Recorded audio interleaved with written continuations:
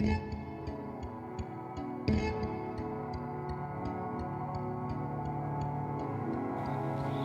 my name is Zoe, and my quadrant is inspired by the sculptures of Richard Serra.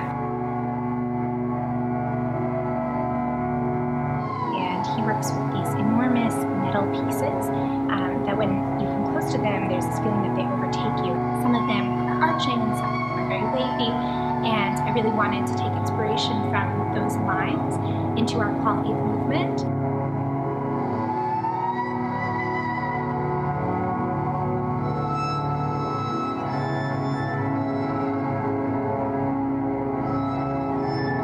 And I set the entire quadrant to music by Andrew Bird, and he has all this beautiful, very soulful violin, and I thought that that really went well with the feel of Richard Serra's sculptures.